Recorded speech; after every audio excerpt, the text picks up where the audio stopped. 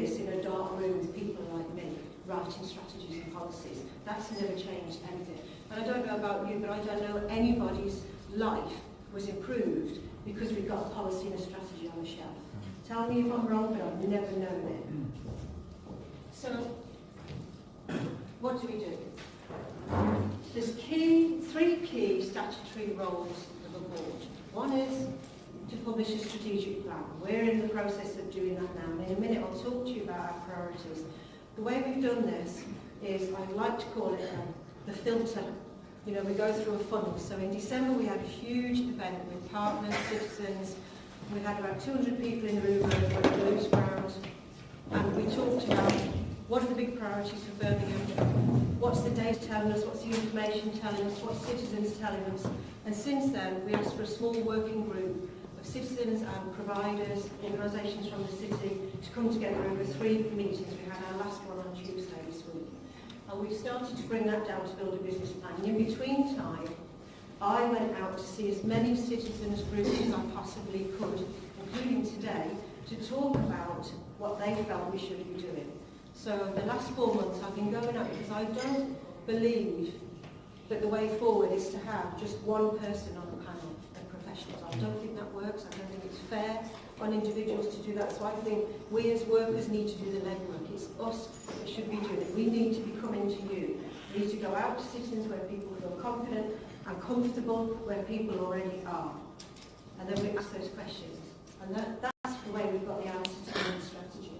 The second statutory duty we've got is an annual report, which has to go through scrutiny panels, go to Health and Wellbeing Board, and it just says in there, we share it out, it's on the website, it goes out to organisations, and it says in there what we've achieved, what we've got left to do, what we haven't done, what the data might be telling us, what learning we've done, what organisations are involved, who's not involved.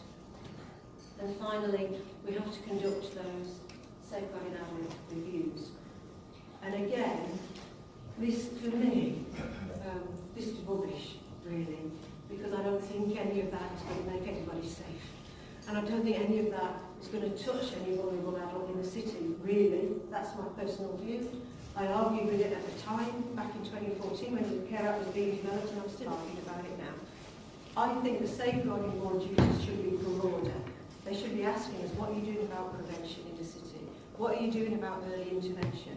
How are you engaging all partners in the city? How are you engaging the citizens of Birmingham? How are you keeping people safe? What are you challenging when things are going wrong? I think I'd rather be asked about that, because that to me would make more of a difference than those 3 things you just seen there. But so we do that. I'm happy to spin those plates, because that's what they expect me to do nationally, but my focus is on everything else I've just mentioned. So, who does this affect? So, it affects all the people in the city who are most vulnerable. Those are the souls that we are looking to support.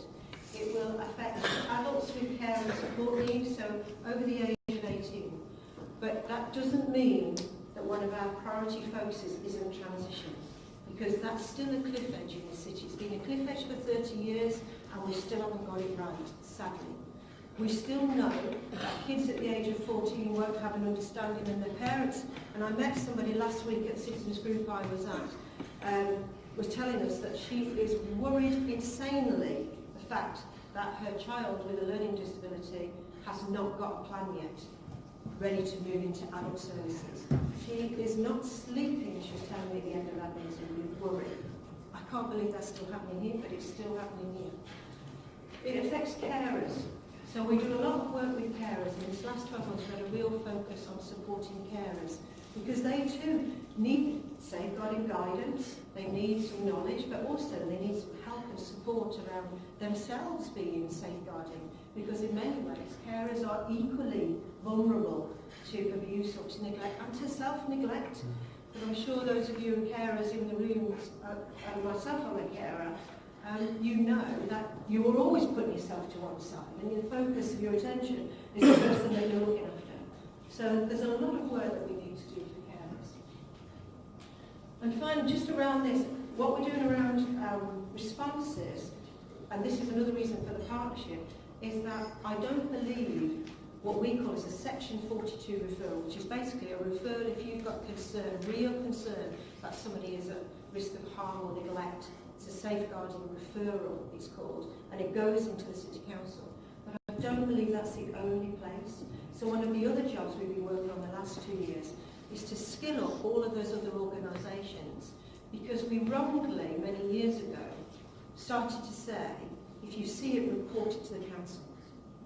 And I don't think they're always the best people to help. And often it's also about quality. So it might not be a safeguarding, it might be just that the provider isn't providing quality services. So we need to ask different questions. So we've been spending a lot of time upskilling a lot of our partners and providers in the city around being confident to ask those extra questions, to have a look at themselves first to see if it is a quality issue, to see if it's an issue of social isolation, because we know isolation has a massive impact on vulnerability, a massive impact on safeguarding. We know it shortens life now. We've got all of that evidence. We've got the evidence of impact on mental health. We've got the science of the brain that we keep choosing to ignore, but it's there, and it's been there for hundreds. I think it's been there for about 110 years. My background is psychotherapy, so I've been trained in all of this. Sorry. Yeah. So priorities, these are the priorities. You know, I mentioned that funneling down process. So from talking to a whole load of folk, a lot of citizens meetings, a lot of partnership work, a lot of organisational work. I see some people in the room who've been part of that, so thank you for being part of that process. We're narrowing it down for the 2019-21 to be 4 key priorities. Now there's a 10-page action plan behind those 4 key priorities, but they're the headlines. One is around communication and involvement. So we've got to get better at communicating in ways that people hear what we're saying. So we need to get into their shoes, not just say it the way we've always said it. We need to understand the way people listen and hear information, and where they are when they hear information, the type of information that they hear, the places that they best hear it from. So that's part of that. We need to do better on prevention and early intervention. There's a lot around social isolation we want to focus on, around transition, around housing and non-regulated accommodation keeps coming up. We did a lot of work on this the last 2 years, but we need to do more.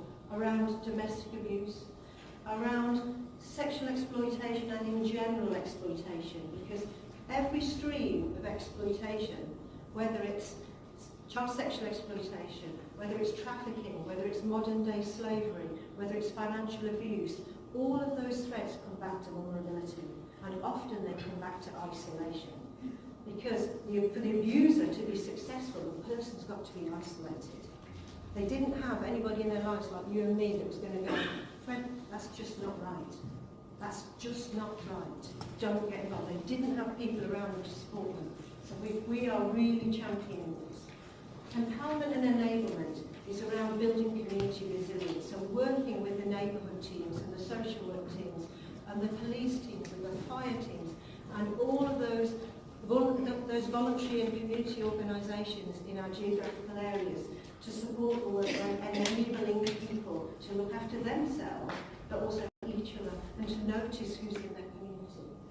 And then learning through development and assurance is our big piece on making sure we train more people, we provide guidance for more people. We've been asked, through this process, we've been asked if we can provide some standard policies and documents and go out to more groups. And just this morning, a lady on my table asked me to go and speak to a women's group, which I gladly will, and talk about what safeguarding might mean for them. Last week I was at a group over at Birmingham Institute for the Deaf, because I wanted to understand what it's like to be a deaf person and be vulnerable in this city, and how they keep themselves safe, and what we can do to help them do that better. So I think that's our job. I think we should be doing that. I think that should be everybody's job to provide the service, actually.